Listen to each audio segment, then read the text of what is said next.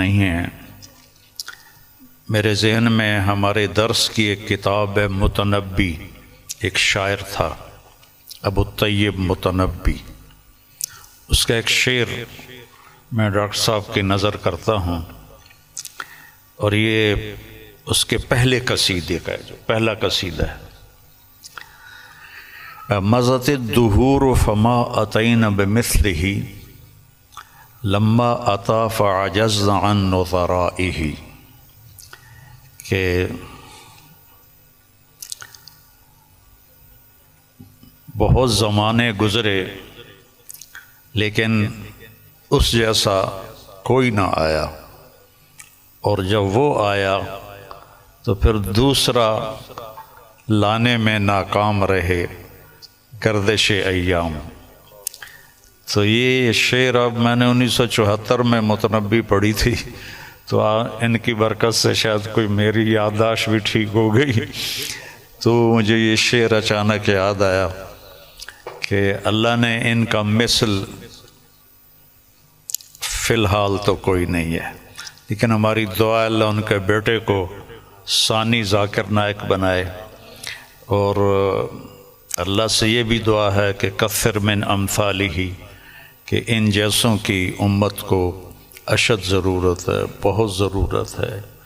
جس طرح انہوں نے اسلام کو مدلل کر کے اور صاف براہین کے ساتھ پیش کیا ہے،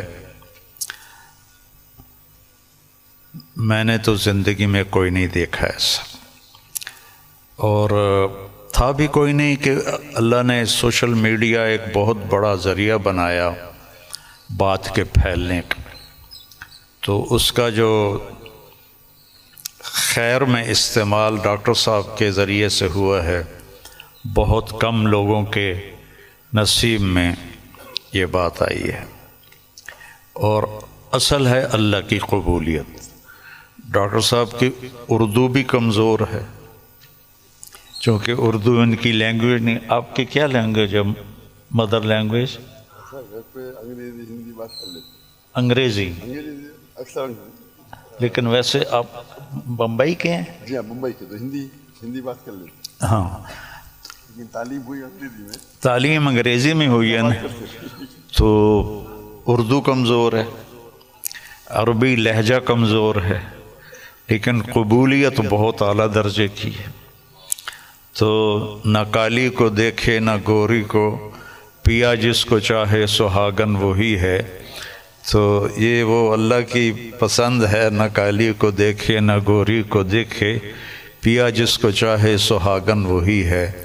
تو یہ اللہ کا انتخاب ہے، اللہ تعالیٰ نے ان کو اس کام کے لیے چنا۔ ڈاکٹر ہیں اور ڈاکٹری کرتے، پیسہ کماتے، مر جاتے، کون جانتا، لیکن انہوں نے من ترک شیئا للہ عوضہ اللہ خیرا منہ، جو اللہ کی رضا کے لیے کسی چیز کو چھوڑتا ہے تو اللہ اس کو اس سے بہتر چیز عطا فرماتے ہیں۔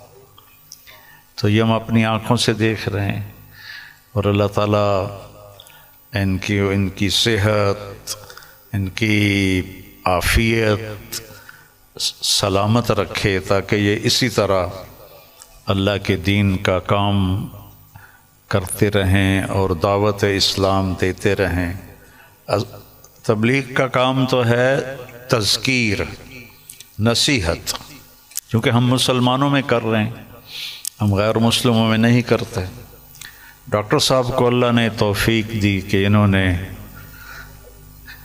اہل باطل کو، اہل کفر کو اللہ کی طرف بلایا، اور کتنے لوگ ان کے کھاتے میں اسلام لائے، یہ تو قیامت کے دن نہیں پتہ چلے گا، اور ان کو تو پتہ بھی نہیں ہوگا، لیکن اللہ کے پاس تو ساری گنتی موجود ہے۔ اور لَأَن يَهْدِيَ اللَّهُ بِكَ رَجُلًا وَاحِدًا خَيْرٌ لَكَ مِنْ حُمْرِ النَّعَمِ یا خَيْرٌ لَكَ مِمَّا طَلَعَتْ عَلَيْهِ الشَّمْسُ، ایک آدمی کا تیرے ذریعے سے ہدایت پہ آ جانا، ہدایت تو اللہ دیتا ہے، نبی بھی نہیں دے سکتے، ایک آدمی کا تیرے ذریعے سے ہدایت پہ آ جانا پوری دنیا کے مل جانے سے بہتر ہے، پوری دنیا۔ تو بس یہ میں تھوڑا سا چاہتا تھا کہ جو کہ یہ میرے مہمان بنے ہیں، لیکن تھوڑے سے کلمات ڈاکٹر صاحب کے بھی ہم سننا چاہتے ہیں۔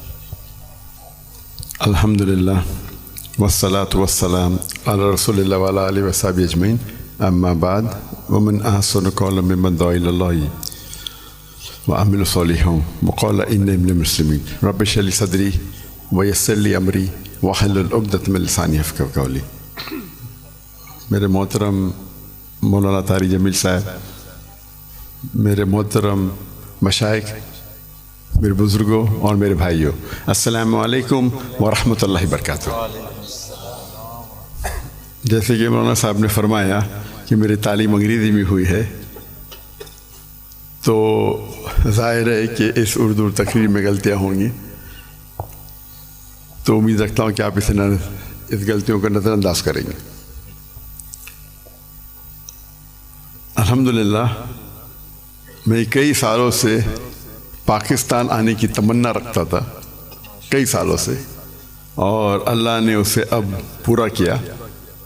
11-12 دن پہلے میں پاکستان میں آیا الحمدللہ، اور آج میں لاہور شہر میں آیا،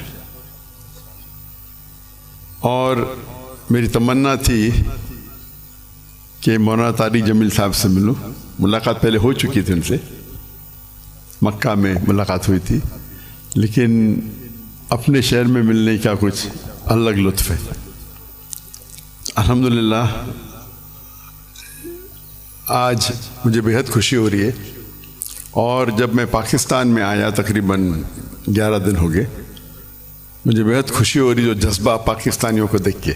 الحمدللہ میں ان کا جذبہ تو باہر دیگر مذاہب میں دیکھ چکا ہوں، جب ملاقات ہوتی ہے گلف کنٹری میں، چاہے Dubai who, Saudi who, Qatar who, Kuwait who, you کے ہو، لیکن الحمدللہ، اور مجھے لگتا ہے کہ جو پوٹینشیل ہے پاکستانیوں کا وہ بہت ماشاءاللہ بہت ہائی ہے، اور پاکستان ایک واحد ملک ہے پوری دنیا میں جو اسلام کے نام پہ الگ ہوا، واحد ملک۔